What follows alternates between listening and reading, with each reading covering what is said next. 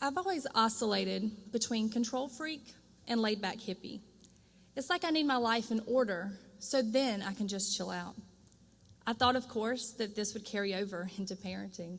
Proof positive that a high GPA doesn't really mean you know anything. My first indication that parenting was going to severely test my control freak tendencies came when my husband and I decided to get pregnant. Decided, as if it were just that easy. I wanted it, so of course it would happen. Only it didn't happen. Month after month, it didn't happen. In my need to control this situation, I read everything out there on how to get pregnant, since apparently the good old-fashioned way wasn't quite cutting it. I remember spitting on glass to see if my saliva dried into fern patterns, and peeing on stick after stick, but still, there was never a positive pregnancy test. Finally, we discovered the problem and were able to move past it. And in May of the next year, I found out I was pregnant and due in January. Only I wasn't supposed to be due in January. You see, I'm a teacher. We have 2 months off in the summer. I was supposed to deliver in late May, early June. Then I could spend the rest of the summer doting on my tiny bundle. But I couldn't complain, not when I was so happy to be pregnant, and certainly not when there wasn't anything I could do about it. At our first ultrasound, we were thrown for another loop. As I lie back on the table and the technician did her magic with the wand, she pointed out the strong heartbeat of our baby. And then she said, "And there's the other heartbeat." My husband and I nodded, Obviously, I was alive. We weren't really worried about my heartbeat. No, she told us, the second baby's heartbeat. You're having twins. Don't get me wrong. I was ecstatic. I always thought it would be really awesome to have twins. But still, I had not planned on having twins. So all my dreams and visions only involved one tiny bundle. My pregnancy was relatively normal. We went to a ton of ultrasounds since twins are considered high risk. The babies were healthy and strong. Everything was going as planned. And then on December 5th, a Friday afternoon, I left work and went to a weekly appointment. "Are you having any discomfort?" the doctor asked. I looked at him like he was crazy. I was 33 weeks pregnant and measuring 52. Do you know what kind of animals make it to 52 weeks? Horses, elephants, whales. I couldn't sit in booths in restaurants. I couldn't comfortably reach necessary parts after going to the bathroom. I hadn't seen my feet in months, and I couldn't get up if I lied down. I just kind of rolled side to side like a turtle on its back. Some discomfort was a bit of an understatement.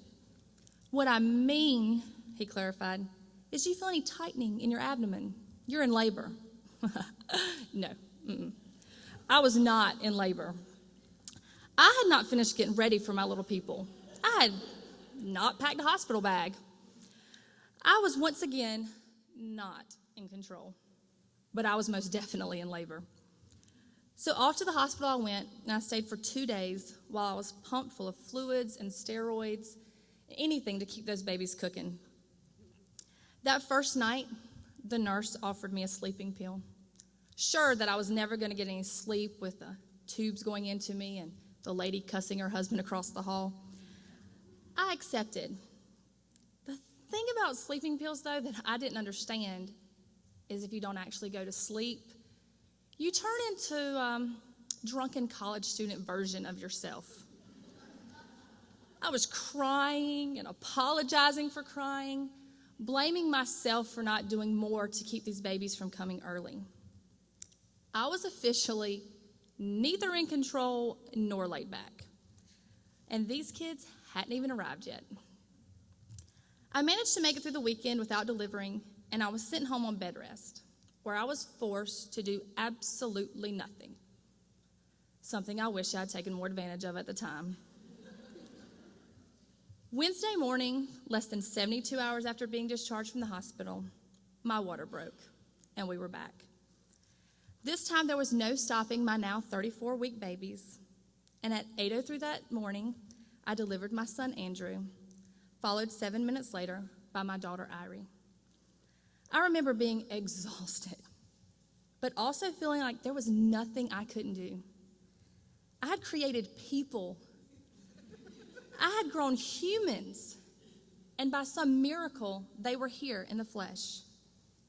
But my delivery was also not what I had imagined. There was no quiet birthing room with low music and just my husband and the doctor and I. I delivered naturally, but in an operating room filled with a complete audience.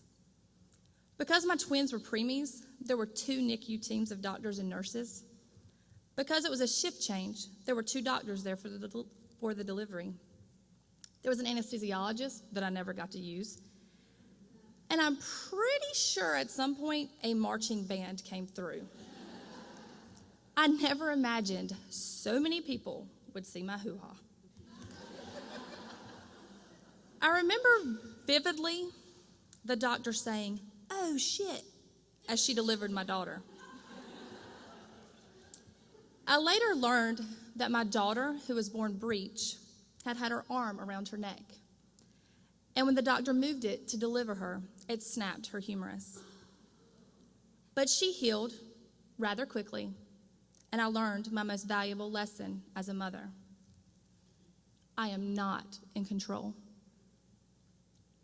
I may pretend to be, and I surely hope to be, but I am not. Things are going to happen in my home and my world, to me and to my children, that I cannot predict or stop. I have to let that go. I have to impact what I can and ride the rest out.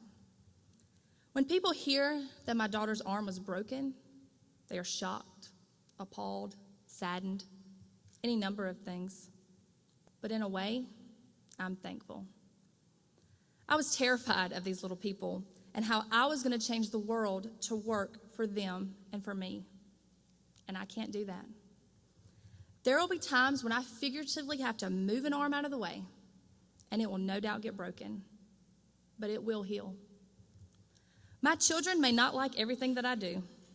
There may be times I disappoint them or upset them, but they will heal.